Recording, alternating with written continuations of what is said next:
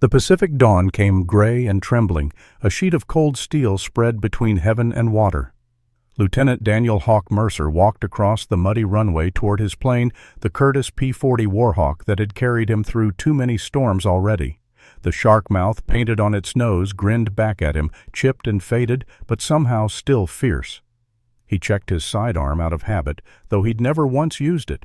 He trusted the 6 Browning .50 caliber machine guns more than the pistol on his hip. What mattered was fuel altitude and the rhythm of the sky. "Mercer, you're cleared for patrol east of the chain," the tower operator called through the static. It was Sergeant Reeves, whose voice always sounded older than he was. "Weather's holding. Watch the ceiling." Copy that, Hawk answered, tightening his gloves.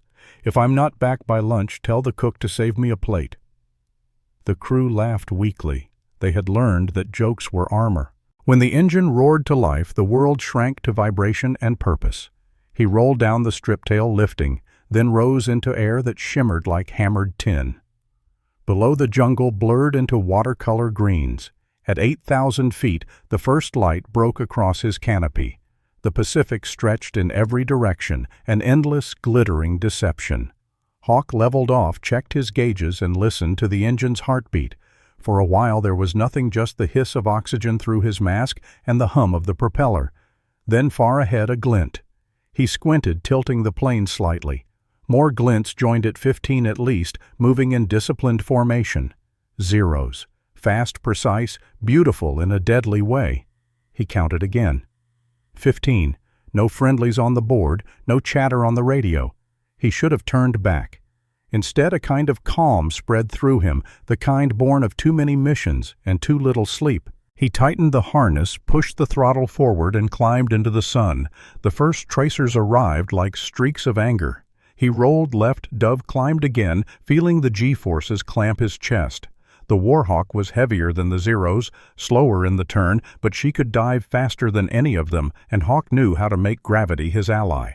He pitched the nose down until the horizon flipped upside down, then pulled into a steep arc that brought him behind the lead pair. When he squeezed the trigger, the Brownings thundered. One Zero burst into orange flame pieces, tumbling toward the ocean. The other jerked away too late. A second burst caught it square in the fuselage. Smoke blossomed behind it as it spiraled down. 2 gone already, and yet the sky still swarmed. He climbed again, adrenaline pulsing through his wrists. The radio hissed Japanese voices, urgent clipped. He couldn't understand the words, but he knew the tone. Find him, kill him. A shadow flashed over his canopy. He yanked the stick right, barely missing a burst that shredded the air where he'd been. Bullets sang past like angry hornets. He kicked the rudder, rolled over, and dropped into a split S maneuver, feeling the world twist around him. The Warhawk leveled just above the sea, so low that spray kissed the glass. Behind him, one of the pursuers misjudged and hit the water, vanishing in a plume of white. Another pulled up too late, losing speed. Hawk climbed, flipped, and fired short, controlled bursts. The enemy's tail broke apart. 4 down. His fuel needle quivered already. He tried the radio again, calling base, but only static answered. Somewhere far below, the Pacific swallowed every sound except the scream of his engine. He turned north, hoping to shake them, but the remaining planes regrouped fast. They came at him in pairs, alternating altitude, forcing him to roll constantly. Bullets cut through his left wingtip, leaving smoke and splintered aluminum. He tested the controls, still responsive barely. "Not today," he muttered. The fight became a rhythm dive, roll, fire, climb. The sun was behind him now, low and burning, painting the sky in brass. Each time he used it to blind them, darting from glare to shadow. He remembered something his instructor had said before the war. The sky forgives no hesitation. Make a choice and trust it. So he chose to stop running. He pointed the nose straight at the lead formation and went full throttle. The enemy hesitated. No one charges 15 fighters head-on. In that hesitation lay his edge. He fired first, a burst that caught one plane square in the belly. Debris streaked past his cockpit. Another Zero tried to climb out of the line and collided with its wingman. 2 more gone in a heartbeat, but his own plane took punishment. The oil temperature spiked, the engine shuddered. He trimmed for level flight and checked altitude 11,000 feet. A burst from behind cracked the canopy. Splinters of glass stung his cheek. He rolled dove and leveled again. He needed to vanish. The clouds below looked soft and harmless, but Hawk knew they could hide him. He cut throttle, pretended to lose control, and fell into a lazy spiral. Smoke trailed behind, convincing enough to fool anyone watching from above. Through gaps in the cloud, he saw the Zeros circling, hunting. He counted to 30, then pulled out low over the water, hugging the surface. The Pacific mirrored his belly perfectly. From above, he'd be invisible. For several long minutes he flew that way, heart hammering. The radio remained dead, the engine uneven but steady. He almost believed he'd escaped until sunlight broke through again and reflected off his canopy. In that bright betrayal, the enemy saw him. 5 Zeros dove at once, their propellers whining. He shoved the throttle forward and climbed hard, zigzagging through the air. The first burst missed. The second punched holes in his right wing. He ignored the warning lights and kept climbing. There was a cloud bank ahead, thick and brilliant. He dove straight into it. Inside, the world turned silent and white. Moisture coated the glass and static danced across his instruments. He cut power to near idle and banked sharply left. The Zeros blinded overshot, chasing phantom echoes on their radar. When they emerged from the other side, he was gone. He waited 10 seconds, then burst from the lower edge of the cloud behind them, guns blazing. 2 exploded before they even realized he was there. 8 down. He laughed once, short and breathless. Then the laughter died because smoke was seeping into the cockpit again. The fuel gauge hovered near empty. He searched for land, any strip of green amid the ocean. At last he saw it, a small island fringed with palms. He dove toward it, hoping it wasn't enemy held. 3 Zeros followed. They'd learned caution, now keeping distance.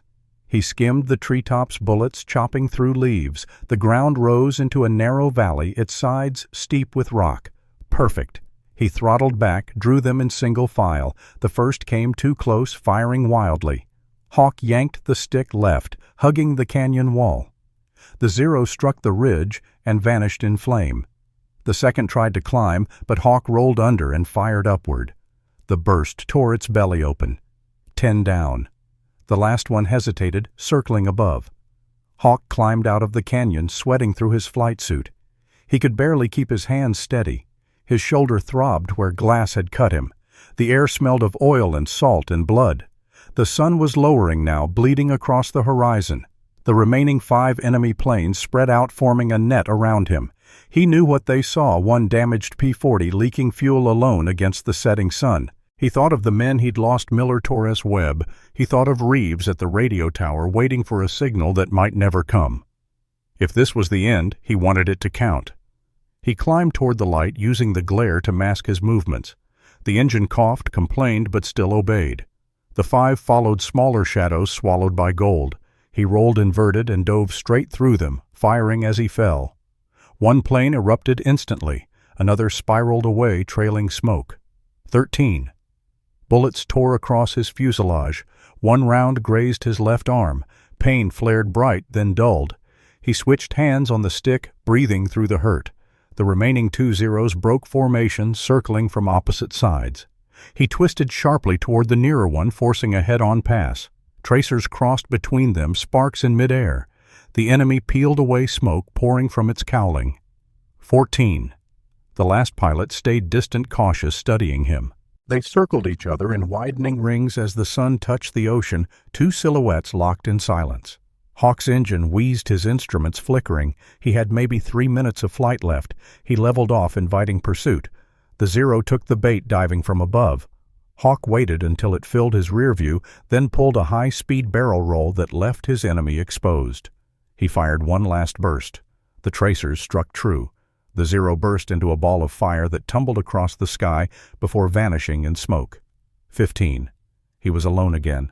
The radio, silent for hours, crackled faintly. Reeves's voice broke through the static. Eagle 1. Do you copy? Eagle 1, report. Hawk pressed the transmitter, smiling through blood and sweat. Still here, he rasped. But bring coffee. I'm out of fuel. He banked west toward the unseen base beyond the horizon. The Warhawk limped forward, battered but alive. The sea below glimmered with the dying light, and in it he could see the reflection of his plane, a shark with broken teeth still hunting. He whispered to the machine as if it were human. You did good, girl. Real good. The gauges dropped one by one until only the altimeter and his heartbeat kept time. As darkness gathered, he saw the faint outline of the coast ahead. He lined up with the strip gears, refusing to lower, and set her down belly first. The landing was rough sparks flying, metal screaming, but she held together until the slide ended in silence. When the canopy finally opened, cool night air rushed in, smelling of earth and diesel and life. Hawk unbuckled, stumbled onto the wing, and sat there staring at the horizon where 15 fires still burned against the clouds. He laughed once softly as the pain in his arm caught up with him. "Didn't scratch the paint," he whispered to nobody. Then the ground crew reached him, their shouts distant through the ringing in his ears. Someone lifted him down. Someone else clapped his shoulder. He barely felt it. He just kept staring at the sky, half expecting another glint of silver to appear. But the sky at last was empty. The medic said he shouldn't have survived. The right wing had been shredded, one fuel line severed clean through. They pulled him from the wreckage just before the tank could ignite. For the next 24 hours, Daniel Mercer drifted in and out of morphine sleep, hearing propellers in his dreams and the faint whistle of wind through torn metal. When he woke for real, it was dawn again. He lay on a cot in a canvas tent that smelled of iodine and sweat. A nurse with freckles handed him water and said, "You're the man who fought 15 planes, right?" He tried to laugh, but it came out as a cough. "Only 15. I could have sworn it was 20 by the end." Word spread fast. By midday, officers arrived with notebooks and cameras. They wanted every detail, the altitude, the tactics, how he'd managed to take them all down alone. He answered what he could remember, though most of it was instinct. He kept saying, "The plane did the work. I just hung on." That night, when the camp generator shut off and the jungle settled into its humming quiet, he sat outside beneath the stars. The horizon still glowed faintly from the fires where the wrecks burned at sea. He felt no pride, only a hollow calm. He thought of the pilots he'd fought, 15 young men who had woken that morning believing they would live through the day. He tried not to picture their faces, but sometimes the mind disobeys. Behind him, someone approached. Sergeant Reeves dropped into the dirt beside him, handing over a tin mug of coffee. Couldn't sleep either. Not yet. Hawk stared at the steam rising from the cup. "How long was I out there?" 4 hours from takeoff to landing." "You were on the board as missing for 2. "Guess I was busy." Reeves nodded toward the sky. "You know what they're calling you now?" "Don't tell me." "The Shark of the Solomons." Hawk groaned. "Sounds like a comic book." Reeves grinned. "Well, the brass likes their heroes shiny. Makes good headlines." Hawk didn't answer. He was watching a single light move across the dark, the faint glow of a plane returning to base. "They'll forget by next week," he said. Maybe Reeves replied, "But tonight you earned every bit of that sky." They sat without talking until the stars blurred and the coffee went cold. He was sent home 6 months later, his shoulders still stiff, his hearing half gone in one ear. The newspapers ran the story, "Kansas Pilot Downs 15 in Solo Mission. A Miracle of Courage." There were parades and interviews, brass bands playing under banners that read, "Victory and Home of the Hero." But every time someone shook his hand, he saw the fire again, heard the roar of engines falling. He began smiling, less, speaking less. The doctors called it fatigue. The other pilots called it the quiet. He went back to Kansas because there was nowhere else to go. His parents' farm had been sold, so he took a job at a small airfield near Wichita, repairing trainer planes for cadets too young to remember the start of the war. The smell of oil and aluminum soothed him more than applause ever had. The Warhawk he'd flown, P-40 number 229, was salvaged and shipped back in pieces. He received a letter from the Army offering to display it in a museum. He declined. "She's done enough traveling," he wrote. Instead, he kept the instrument panel and one bullet-scarred wing panel, leaning it against the wall of his workshop like an old photograph. Years slid by quietly. He taught mechanics, married once divorced, gently never had children. The nightmares came and went like seasons. Sometimes when the young pilots asked about the battle, he would tell them it wasn't about fighting. It was about not quitting. And when they pressed for details, he'd smile and say, "You wouldn't believe me anyway." In 1954, a journalist found him. She was barely 30, bright-eyed and serious, writing a feature called Legends of the Air. She showed up at the hangar one afternoon with a tape recorder and a notebook. "Mr. Mercer, I've been looking for you for 3 months," she said, shaking his grease-stained hand. "The Air Force Museum told me you disappeared." "Not disappeared," he said, "just busy fixing what's still flying." She looked around at the clutter of parts and tools. "They say you shot down 15 fighters by yourself. How did it really happen?" He leaned against the workbench, the light falling across his weathered face. "It was mostly luck," he said. "Luck and gravity." "Come on," she smiled. 15 to 1, that's not luck. That's genius." He wiped his hands on a rag. "You ever been in the sky when it's trying to kill you? There's no genius up there, only decisions, right or wrong, and you make them faster than fear can catch up." She pressed the recorder closer. "Did you hate them? The enemy pilots?" He paused. The question hung in the air longer than the hum of the fluorescent lights. "No," he said finally. "They were just doing what I was doing, trying to get home." When she left, she asked for a photograph. He refused the formal portrait and instead handed her a small Polaroid from the wall, him standing beside the wrecked P-40 smoke rising behind. "That's the real story," he said. "Everything after that was paperwork." The article came out 2 months later. The headline read, "The Quiet Hero of the Solomons." He never read it all the way through. He already knew what it said. Years passed again. The airfield changed owners. New jets replaced the prop trainers. Mercer retired quietly, his name carved on a small brass plaque in the maintenance office. Every Veterans Day someone would leave a wreath by it. He'd nod politely and say thank you, though he preferred the days no one remembered. He spent his mornings restoring an old P-40 engine he'd found in a scrapyard. The metal was pitted and the pistons seized, but he loved the rhythm of fixing it, bolt by bolt, breath by breath. It felt like repairing time itself. One summer afternoon, a visitor arrived, a young Japanese engineer from Tokyo, studying turbine systems in Kansas. The man had heard rumors of an American ace living nearby and wanted to meet him. Mercer hesitated at first, then invited him in. The engineer bowed slightly. "My grandfather flew in the Pacific," he said. "He never came home." Mercer nodded slowly. "Mine either, in a way." They shared tea instead of coffee that day. The visitor examined the rusted engine with reverence. "It's beautiful," he said, "like a relic." "It's just a machine," Mercer replied. "It did what men told it to." Before leaving, the young man handed Mercer a small envelope. Inside was an old photograph, 15 Japanese pilots standing in front of their Zeros, smiling for the camera. "From my family's archives," the visitor said softly. "Maybe one of them met you up there." Mercer stared at the faces frozen forever in youth. "Maybe," he whispered. When the door closed behind the visitor, he set the photograph on his workbench beside the wrench. The room felt larger, quieter. By the 1970s, the story had become legend again. Pilots retold it in bars and documentaries, each adding a new flourish: 15 downed in 8 minutes, or 17 by sunset, or 20 confirmed. Mercer never corrected them. He preferred the truth in silence, the rhythm of engines, the patience of clouds. He passed away in 1982 alone in his workshop, a radio still playing an old swing tune from the war years. They found the restored engine complete, polished to mirror sheen, and a note taped to it: "She's ready to fly again." At the funeral, only a handful attended: 2 mechanics, the museum curator, and the Japanese engineer who had stayed in contact. The man placed a folded paper crane on the coffin before it was lowered. "For peace," he said quietly. Decades later, the hangar became part of a small aviation museum. In the center stood the same P-40, its shark mouth freshly painted, its surface gleaming under soft lights.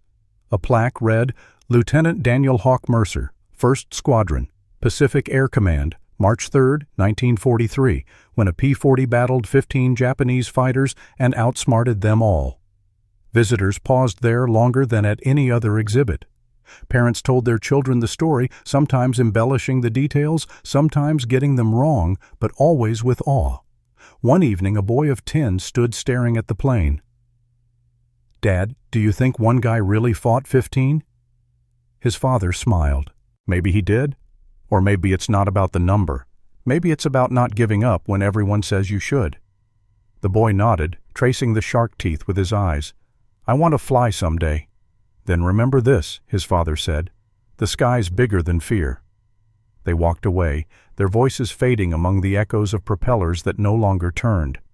Across the hangar, an old man sat in a wheelchair near the window, a visitor too frail to stand. He had thinning white hair and eyes the color of distant storms. No one noticed him watching the display. He lifted a trembling hand in a small salute and whispered, "Good hunting, Hawk." At closing time, the lights dimmed. The janitor walked the empty aisles humming an old tune. Outside, wind moved across the runway, the same wind that had once carried the roar of engines and the cry of gulls. He thought he heard something, then a low rolling growl like a distant propeller catching air. He looked out, saw only darkness. But above the clouds maybe something still flew. Maybe the sky itself kept the memory alive, circling endlessly over the Pacific where 15 bright fires once marked the courage of one stubborn man and his battered machine. The janitor turned off the final switch. The hangar fell into quiet, but not silence. There was still that faint hum in the metal, as if the plane was waiting ready for dawn. And far away in that invisible space between night and memory, a P-40 lifted its nose toward the sun once more, its engine rising from the deep like a heartbeat that refused to stop.